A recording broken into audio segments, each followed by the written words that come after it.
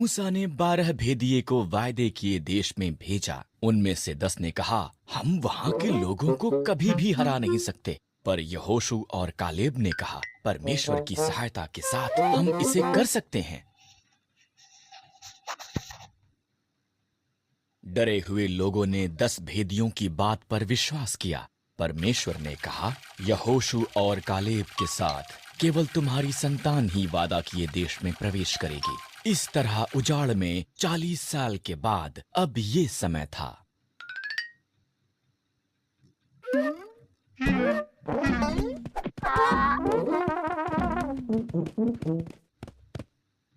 यहोशू ने 2 भेदियों को यरीहो में भेजा। वो राहाब नाम की एक स्त्री से मिले, जिसने उन्हें छिपाया और दीवार से नीचे उतरने में सहायता की। उन्होंने उसे और उसके परिवार को बचाने का वायदा किया। इजरायलियों ने यरदन नदी पार की। पहले याजक वाचा का संदूक उठाए आगे गए। जब उनके पांव ने नदी को स्पर्श किया, तब उसने बहना बंद कर दिया। हर कोई सूखी भूमि से होकर निकल गया। आगे यरीहो था। परमेश्वर ने यहोशू से कहा, 6 दिन तक यरीहो के चारों तरफ दिन में एक बार घूमना। तब 7वें दिन 7 बार चक्कर लगाना, नरसिंहों को फूंकना, जय जयकार करना। दीवार नीचे गिर जाएगी। यहोशू ने परमेश्वर पर भरोसा किया। जैसा प्रभु ने कहा, उसने वैसा ही किया। दीवारें गिर गए। उन्होंने शहर को कब्जे में ले लिया।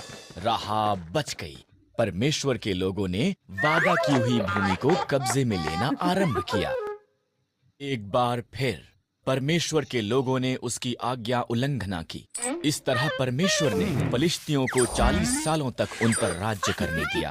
तब उसने उन्हें आजाद कराने के लिए शिमशोन नाम के एक व्यक्ति को चुना। एक स्वर्गदूत ने शिमशोन की माता से वादा किया था कि वो पुत्र को जन्म देगी। शिमशोन को परमेश्वर के साथ 3 वादे करने होंगे। कभी भी मदिरा नहीं पीना, कभी भी मुर्दों को नहीं छूना, कभी भी अपने बालों को नहीं काटना। परमेश्वर ने शिमशोन को बहुत शक्तिशाली बनाया। उसने एक सिंह को मार दिया और मधुमक्खियों ने उसकी लाश में शहद बनाया। शिमशोन ने परमेश्वर के साथ उसके वादों में से एक को तोड़ते हुए मरे हुए सिंह को छू लिया, यहाँ तक कि उसने शहद भी खाया। शिमशोन को दलीला नामक एक स्त्री से प्रेम हो गया। पलिश्तियों ने ये बात पता करने के लिए कि क्यों शिमशोन इतना ताकतवर था, उससे बहुत सा धन देने का वादा किया। उसने बार बार इसके बारे में उससे पूछा।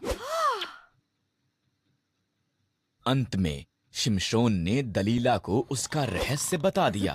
अगर मेरे बाल काट दिए जाएं, तो मेरी ताकत चली जाएगी। इसलिए जब वो सोया हुआ था, दलीला ने एक व्यक्ति को उसके बाल काटने के लिए बुलाया। शिमशोन की ताकत उसमें से चली गई।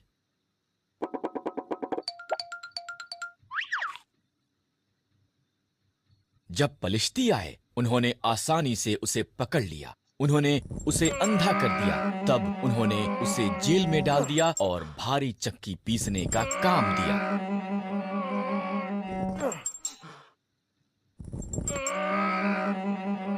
धीरे धीरे शिमशोन के बाल पुनः बढ़ गए। पलिश्ती उसे उनके झूठे देवता दागोन का उसे हराने में धन्यवाद करने के लिए उनके मंदिर में लाए।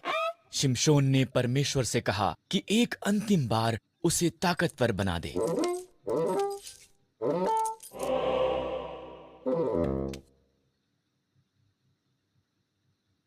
शिमशोन 2 खंभों के बीच खड़ा हुआ और उन्हें धक्का मारा। मंदिर गिर पड़ा। पलिश्तियों के साथ साथ शिमशोन भी उसमें मर गया। शिमशोन ने अपना वादा पूरा नहीं किया, पर परमेश्वर ने अपना वादा पूरा किया। इज़राइल में एक अकाल पड़ गया। एलीमेलेक, नाओमी और उनके पुत्र भोजन की खोज में मोआब को गए। एलीमेलेक मर गया। पुत्रों ने मोआबी स्त्रियों ओरपा और रूत से विवाह कर लिया। तब पुत्र भी मर गए।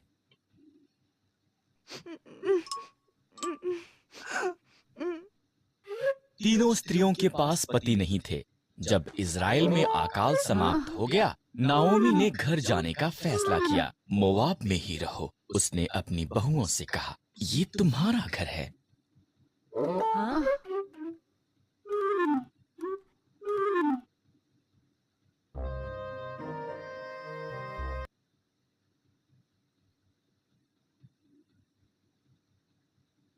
ओरपा वहीं रही, पर रूथ ने कहा, जहाँ भी आप जाओ मैं जाऊंगी। आपके लोग मेरे लोग होंगे, आपका परमेश्वर मेरा परमेश्वर होगा। रूथ और नाओमी इकट्ठे वापस इज़राइल को गईं। ये इज़राइल में फसल के कटने का समय था। नाओमी ने रूथ से कहा कि वो जाकर खेत में काटने वालों के पीछे फसल को बीन ले। खेत रूथ के पास आया।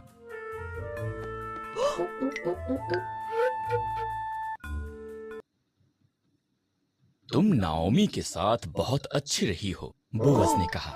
घर छोड़ना मुश्किल रहा होगा, परमेश्वर तुम्हें आशीष दें। उसने रूथ को भोजन दिया और अपने जवानों को उसकी देखरेख करने को कहा। रूथ ने नाओमी को बताया कि क्या हुआ था। नाओमी मुस्कुराई। जब कोई मरता है, उसका निकट संबंधी उसके परिवार की देखभाल करता है। वो व्यक्ति उनका निकटतम छुटकारा देने वाला संबंधी है। बोअज हमारा निकटतम संबंधी है, उसके निकट ही रहना। इसलिए रूथ बोअज के निकट रही। वो हर दिन उसे और ज्यादा पसंद करने लगा। बोअज ने एलीमेलेक की जमीन खरीदी और नाओमी और रूथ की देखभाल की। तब उसने रूथ को उसके साथ विवाह करने के लिए कहा। रूथ से एक पुत्र ओबेद पैदा हुआ। ओबेद का पुत्र यिशै था। यिशै का पुत्र दाऊद था और दाऊद इज़राइल का महान राजा बन गया। इसलिए परमेश्वर ने रूथ को आशीष दी, ठीक जैसा कि बोअज ने प्रार्थना की थी। हन्ना उदास थी क्योंकि उसके कोई संतान नहीं थी। उसने प्रार्थना की और परमेश्वर ने उसे एक पुत्र शमूएल दिया। वो बहुत धन्यवादी थी, इसलिए उसने शमूएल को परमेश्वर की सेवा के लिए दे दिया। हन्ना ने उसका बेटा जो छोटा था को एली याजक के साथ तंबू में छोड़ दिया। शमूएल ने बूढ़े अंधे एली की सहायता की। वो तंबू में ही सोता था, जबकि एली साथ के कमरे में सोता था। एक रात शमूएल ने उसका नाम पुकारती एक आवाज को सुना। वो उठा और दौड़कर एली के पास गया। क्या आज्ञा है? उसने कहा। मैंने तुझे नहीं बुलाया। एली घुरघुराया। वापस अपने बिस्तर पर चला जा। शमूएल वापस बिस्तर पर चला गया। उसने फिर उसका नाम सुना। शमूएल दौड़कर एली के पास वापस गया। क्या आज्ञा है? उसने कहा। मैंने तुझे आवाज नहीं दी। एली नींद में बड़बड़ाया। वापस अपने बिस्तर पर चला जा।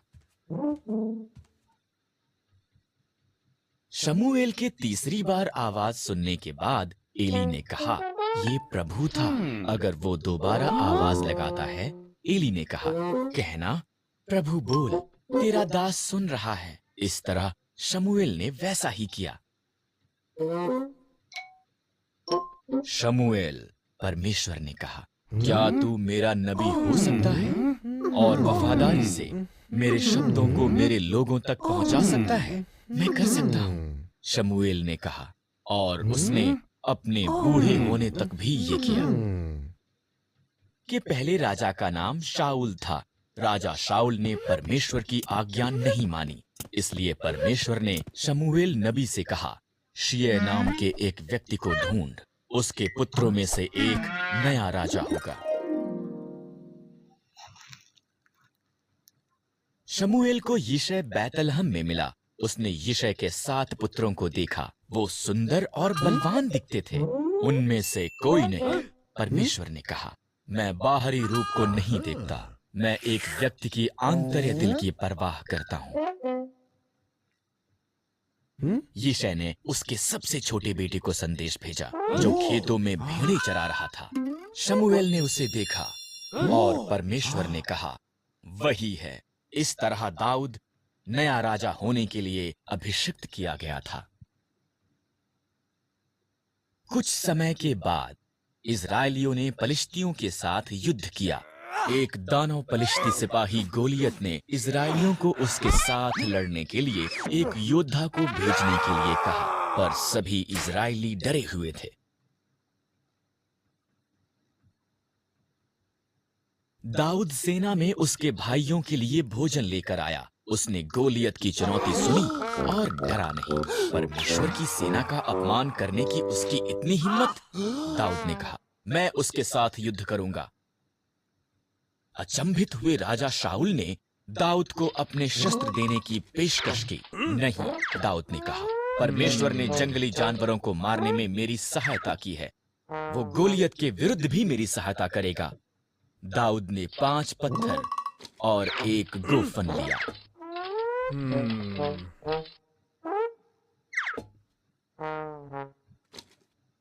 क्या मैं एक कुत्ता हूँ? गोलियत दहाड़ा। तुमने मेरे साथ युद्ध करने के लिए एक छोटे से लड़के को भेजा है। तेरे पास एक भाला है, दाऊद ने कहा, पर मेरे पास इस्राएल के परमेश्वर की सहायता है। दाऊद ने गोफन में पत्थर डाला और घुमा कर मारा। ये गोलियत के माथे में लगा और उसे नीचे गिरा दिया। इजरायलियों ने पलिश्तियों को हरा दिया। परमेश्वर की सहायता के साथ दाऊद एक हीरो था, महान राजा बन गया था। तब उसके पुत्र सुलेमान ने राज्य किया। सुलेमान के मरने के बाद परमेश्वर के लोगों के बहुत बुरे राजा हुए। राजा अहाब सब बुरे राजाओं में से एक था। उसकी पत्नी इजबेल झूठे देवता बाल की आराधना करती थी। इजबेल ने अहाब और परमेश्वर के लोगों को भी बाल की आराधना के लिए कायल कर दिया। उनके पापों के कारण परमेश्वर ने 7 सालों तक बारिश रोक दी। तब उसने उसके नबी एलिय्याह को राजा अहाब के पास भेजा। तूने परमेश्वर की आज्ञा उल्लंघना की है और बाल की आराधना की है। एलिय्याह ने कहा, हर एक को बोल, बाल के नबियों को भी, कि वो मुझसे पहाड़ करमेल पर मिले। मैं प्रमाणित करूंगा कि किसका परमेश्वर सच्चा है। हर कोई पहाड़ पर एकत्र हुआ। तब एलिय्याह ने लोगों से कहा, अपने मन में ठान लो, अगर प्रभु परमेश्वर है उसके पीछे चलो। फिर भी अगर बाल आज स्वयं को प्रमाणित करता है तो उसके पीछे चलो। बाल के नबी और मैं एक बछड़े को मारेंगे, इसे वेदी पर रखेंगे और प्रार्थना करेंगे। तब जो परमेश्वर बछड़े को जलाने के लिए आग भेजेगा वही सच्चा परमेश्वर है। बाल के नबी पहले गए। उन्होंने पूरी सुबह बाल की प्रार्थना की। कोई आग नहीं आई। शायद बाल सो रहा है। एलिय्याह ने एक वेदी बनाई।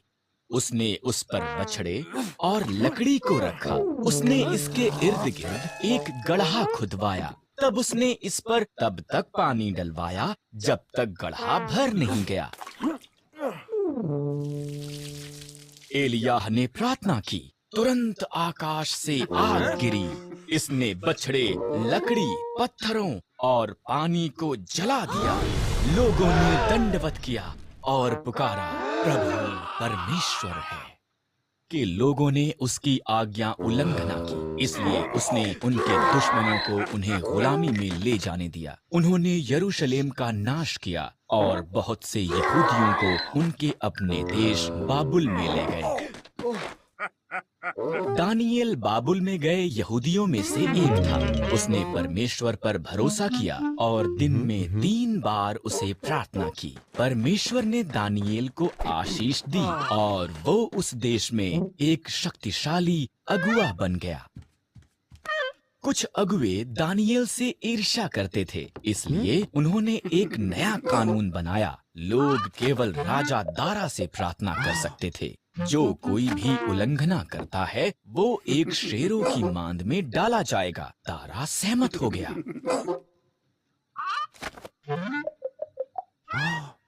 दानियेल ने अभी भी परमेश्वर से प्रार्थना की और पकड़ लिया गया। दारा उदास था। वो दानियेल को पसंद करता था। उसने जाना कि उससे चालाकी की गई थी, पर वो कानून को नहीं बदल सकता था। दानियेल को शेर दहाड़े और दानियेल की तरफ आए। तब एक स्वर्गदूत पहुंचा। परमेश्वर ने उसे भेजा था। स्वर्गदूत ने शेरों का मुंह बंद कर दिया। दानियेल ने बिना किसी नुकसान के वहां पर रात बिताई। दिन निकलने पर राजा दारा ये देखने के लिए गए कि क्या दानियेल जीवित था। परमेश्वर ने मुझे बचाने के लिए स्वर्गदूत को भेजा, दानियेल ने कहा। राजा रोमांचित हुआ। दानियेल को शेरों की मांद से बाहर निकाला गया। तब राजा दारा ने दानियेल के दुश्मनों को मांद में डाल दिया। शेर उन्हें हड़प कर गए। राजा दारा ने उसके राज्य में दानियेल के शक्तिशाली जीवित परमेश्वर का आदर करने के लिए कहा। पारस की रानी थी, यहाँ तक कि उसका पति राजा क्षयर्ष उसके रहस्य को नहीं जानता था। एस्तेर यहूदी थी। एस्तेर का रिश्तेदार मोर्दकै महल में कार्य करता था और उसकी देखभाल भी करता था।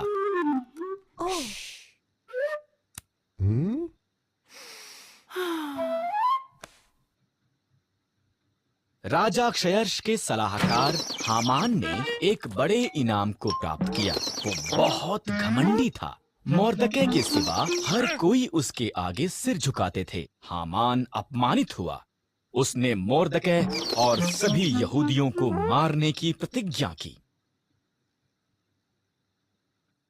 हामान ने क्षयर्ष को बताया कि उन्हें मारना चाहिए। क्षयर्ष सहमत हो गया और उन्हें मारने की एक योजना बनाई। मोर्दकै डर गया था और रानी एस्तेर को ये संदेश भेजा। राजा के मन को बदल। मोर्दकै ने कहा, अगर मैं उसके निमंत्रण के बिना जाऊं तो वो मुझे भी मार देगा। एस्तेर ने जवाब दिया, शायद तो इसी पल के लिए रानी बनाई गई थी। मोर्दकै ने कहा। एस्तेर साहस के साथ ये प्रयास करने के लिए सहमत हुई। वो सिंहासन के कमरे में गई। राजा क्षयर्ष उसकी सुंदरता से चकित हुआ और उसे अंदर निमंत्रण दिया। क्या हम हामान के साथ रात का खाना खा सकते हैं? उसने पूछा। हामान उसके पिछले आंगन में एक बड़े खंभे का निर्माण कर रहा था। उसने इस पर मोर्दकै को मारने की योजना बनाई थी। तब राजा का निमंत्रण आया, इसलिए हामान रात के खाने के लिए महल में गया।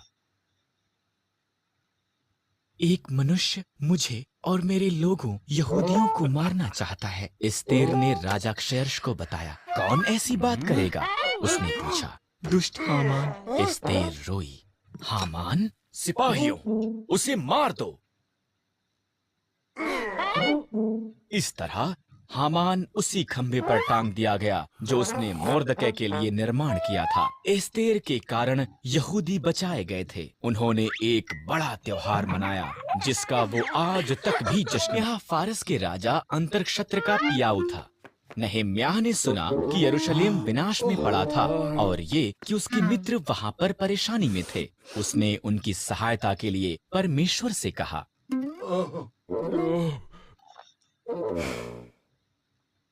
परमेश्वर ने राजा अंतर्क्षत्र के साथ बात करने के लिए नहेम्याह को साहस दिया। नहेम्याह ने पूछा कि क्या वो यरूशलेम जाकर उनकी दीवार बनाने में सहायता कर सकता है। अंतर्क्षत्र सहमत हो गया। नहेम्याह यरूशलेम के लिए निकल पड़ा। नहेम्याह यरूशलेम में घूमा। हालात जितना उसने सुना था उससे भी बुरे थे। ये एक बड़ा कार्य है, उसने उसके लोगों से कहा, पर परमेश्वर की सहायता के साथ हम इस दीवार का पुनः निर्माण कर सकते हैं। प्रत्येक ने परिवारों में और समूहों में पहले फाटकों का निर्माण करने के लिए कार्य किया। उन्होंने भेड़ों का फाटक, मछली फाटक, तर्राह के फाटक और अन्य फाटकों को ठीक किया। तब उन्होंने दीवारों का पुनः निर्माण करना आरंभ किया। पहले तो उनके दुश्मन हंसे, पर जैसे जैसे दीवार ऊंची होती गई, उन दुश्मनों ने हमले की तैयारी की। इसलिए परमेश्वर के लोगों ने एक हाथ में औजार और दूसरे हाथ में एक तलवार के साथ कार्य किया। केवल 52 दिनों के बाद दीवार पूरी हो गई थी। इजरा याजक ने परमेश्वर के लोगों के लिए व्यवस्था पढ़ी। उन्होंने परमेश्वर के नियमों का पालन करने का वायदा किया और उनकी सुरक्षा करने के लिए उसकी स्तुति की। ने मरियम से कहा, तुम एक बालक को जन्म दोगी। कैसे? मरियम ने पूछा। मेरा तो विवाह नहीं हुआ है। परमेश्वर का पवित्र आत्मा तुम पर आएगा। हाँ? बालक परमेश्वर का पुत्र होगा। मरियम ने उस पर विश्वास किया। मरियम की मंगनी यूसुफ के साथ हुई थी, पर उसने उसकी कहानी पर विश्वास नहीं किया। इसलिए स्वर्गदूत उसके पास भी आया। मरियम झूठ नहीं बोल रही है। उसका बालक परमेश्वर का पुत्र होगा। तुम उसका नाम यीशु रखना। कई महीने बीत गए। तब वो बैतलहम यूसुफ के शहर में सरकार के पास नाम लिखाने के लिए यात्रा करके गए। उस लंबी यात्रा के बाद मरियम के जन्म देने का में सभी सराएं भरी हुई थीं। इस तरह से परमेश्वर का पुत्र एक अस्तबल में पैदा हुआ, कपड़ों में लपेटा गया और घास के बिस्तर पर रखा गया। उन्होंने उसका नाम यीशु रखा। उस रात को एक स्वर्गदूत बैतलहम के निकट पहाड़ियों में कुछ चरवाहों पर प्रकट हुआ। सुसमाचार, स्वर्गदूत ने कहा, तुम्हारा उद्धारकर्ता पैदा हुआ है। वो बैतलहम में एक चरनी में रखा हुआ है। अचानक और स्वर्गदूत प्रकट हुए, इतने ज्यादा कि उनसे पूरा आकाश भर गया। आकाश में परमेश्वर की महिमा। उन सब ने गीत गाया, पृथ्वी पर उन मनुष्यों में जिनसे वो प्रसन्न है शांति हो। जब स्वर्गदूत चले गए, चरवाहे जल्दी से बैतलहम के लिए निकले। उन्होंने बालक, उनके उद्धारकर्ता को एक घास के बिस्तर पर लेटा देखा। ये ऐसा ही था जैसा कि स्वर्गदूत ने उनसे कहा था। चरवाहों के यीशु को देखने के बाद वो शहर में से होकर गए। वो बहुत उत्साहित थे। उन्होंने जो हुआ था वो सबको बताया और उन्होंने परमेश्वर की उस सब के लिए जो उसने किया था प्रशंसा की। ईश्वर के उसका विशेष मुक्तिदाता भेजने से पहले मलाकी भविष्यवक्ता ने कहा, एक संदेश देने वाला मार्ग को तैयार करने के लिए आएगा। इसलिए यूहन्ना यीशु से पहले यरदन नदी पर प्रचार करता हुआ आया। प्रभु के लिए मार्ग तैयार करो, यूहन्ना ने कहा। परमेश्वर अपने लोगों के लिए किसी विशेष को भेज रहा है। अपने मार्गों को बदलो। जो बुरी बातें तुमने की हैं, उससे मन फिराओ, बपतिस्मा लो। इस तरह लोगों ने वही किया। क्या तुम वादा किए हुए मसीह हो? उन्होंने पूछा। नहीं, यूहन्ना ने कहा, मैं तो उसके जूते उठाने के योग्य भी नहीं हूँ। वो अद्भुत बातें करेगा, आप देखोगे। यीशु यूहन्ना के पास बपतिस्मा लेने के लिए आया। जब यूहन्ना ने यीशु को देखा, उसने कहा, देखो, ये परमेश्वर का मेमना जो जगत का पाप उठाए ले जा रहा है।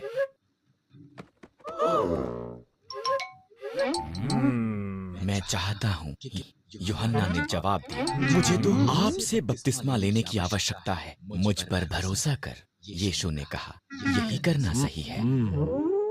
इस तरह यूहन्ना ने यीशु को बपतिस्मा दिया। परमेश्वर का आत्मा एक कबूतर के समान यीशु पर आया। ये मेरा प्रिय पुत्र है, परमेश्वर ने कहा, मैं इससे प्रेम करता हूँ।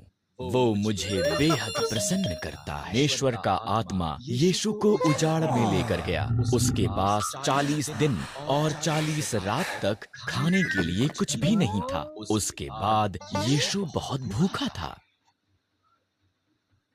ये जानते हुए कि यीशु भूखा था, शैतान ने उसकी परीक्षा ली। उसने एक पत्थर की तरफ संकेत करके कहा, अगर तुम परमेश्वर के पुत्र हो तो इन पत्थरों से कहो कि वो रोटियां बन जाएं। यीशु ने शैतान को बाइबल में से परमेश्वर का वचन प्रयोग करते हुए उत्तर दिया, केवल रोटी से ही लोग जीवित नहीं रहते हैं।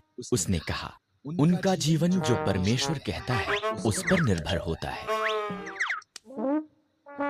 इसके बाद शैतान यीशु को मंदिर के ऊंचाई पर ले गया।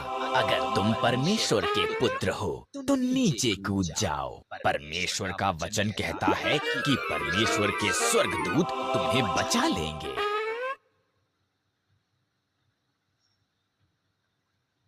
इसलिए यीशु ने उसका दूसरा उत्तर देने के लिए परमेश्वर के वचन का प्रयोग किया। अपने परमेश्वर प्रभु की परीक्षा मत कर। उसने फिर बाइबल से हवाला देते हुए कहा। अंत में शैतान यीशु को एक पहाड़ की चोटी पर ले गया और उसे संसार के सब राज्य और धन दिखाया। ये तुम्हारा हो सकता है, उसने कहा, अगर तुम मुझे प्रणाम करो और मेरी आराधना करो तो। शैतान दूर चला जा, यीशु ने आज्ञा दी। तब उसने एक बार फिर परमेश्वर के वचन का हवाला दिया, क्योंकि ऐसा लिखा है, तू प्रभु अपने परमेश्वर को प्रणाम कर और केवल उसी की उपासना कर।